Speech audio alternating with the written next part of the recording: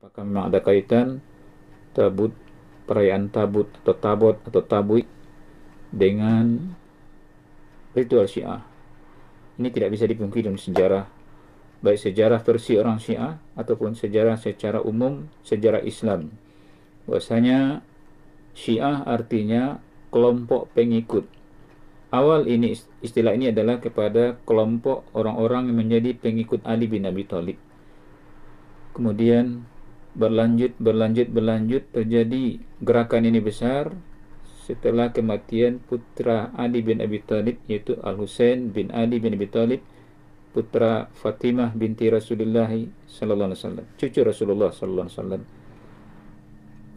Ini punya rangkaian sejarah kepada setelah Rasulullah wafat, Rasulullah digantikan oleh 4 khalifah yang disebut dengan Khulafa Ar-Rasyidin, khalifah-khalifah yang benar menurut ajaran Rasulullah sallallahu alaihi wasallam, yaitu Abu Bakar As-Siddiq nomor 1, kemudian wafat digantikan oleh Umar bin Al-Khattab, kemudian digantikan oleh Uthman bin Affan, kemudian digantikan oleh Ali bin Abi Thalib.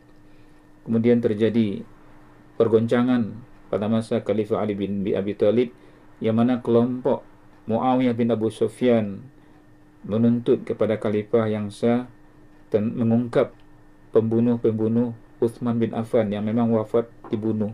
Khalifah sebelumnya Uthman wafat dibunuh, dan Muawiyah bin Abu Sufyan adalah kelompok ada hubungan kekeluargaan dengan Uthman bin Affan.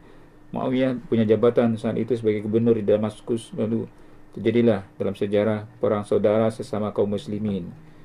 Lalu setelah itu pemerintahan yang besar setelah Ali bin Abi Thalib adalah Muawiyah bin Abu Sufyan, yang sebelumnya sempat Al-Hasan bin Ali bin Abi Thalib, itu putra Ali, melanjutkan kekhalifahan, tapi dia melentakkan jabatan, menyerahkan pada Muawiyah bin Abu Sufyan. Lalu pada tahun 60 Hijriah, setelah 49 tahun Rasulullah wafat, Muawiyah ini wafat, dan sebelum dia wafat, dia telah menunjuk penggantinya, Yazid bin Muawiyah. Yazid telah diumumkan ke publik, Yazid akan jadi penggantinya. Lalu terjadilah wafat Muawiyah, kalau saya tidak salah bulan Zulhijjah tahun 60 Hijriah. Dan Al-Husain di sini termasuk orang yang tidak mendukung, itu artinya tidak sehati dengan mereka. Lalu tercatat dalam sejarah orang-orang Irak, yang mana dulu Ali bin Abi Thalib menjadikan pusat pemerintahan kaum muslimin di kawasan Irak, meminta agar Husain bergerak. Jadi Husain adalah putra Ali, Husain pergi ke Irak, mereka akan mendaulat Husain sebagai pemimpin mereka. Pada saat kejadian ini masih hidup sahabat Nabi Abdullah bin Abbas radhiyallahu anhu, misal juga yang senior umur saat itu adalah Abdullah bin Umar radhiyallahu anhu. Jadi Abdullah bin Abbas dan Abdullah bin Umar. Abdullah bin Umar sebagai sahabat yang senior saat itu menahan Husain ini agar tidak pergi ke Irak, karena dikhawatirkan terjadi pertumpahan darah dengan pengikut Khalifah Yazid bin Muawiyah. Bahkan dia menangis, dia susul keluar dari Madinah bahwa gerakan Husain, dia mengatakan, ini banyak dicatat dalam sejarah yang sepedoman ini adalah kitab Al-Bidayah wa Nihayah karangan Imam Ibnu Katsir rahimahullah. Kemudian terjadilah yang terjadi, Husain dibunuh di Karbala, yang mana lokasi Karbala itu sampai hari ini oleh orang Syiah dijadikan sebagai tanah suci, bahkan orang Syiah kalau sholat ada benda bulat di tempat sujudnya, itu menurut mereka keyakinan adalah batu Karbala. Jadi menurut mereka Karbala atau kawasan kematian Husain itu lebih mulia dari, bahkan lebih mulia dari tempat Ka'bah. Begitu kepanatian kepada figur Husain, kepada dan yang terkait dengan itu.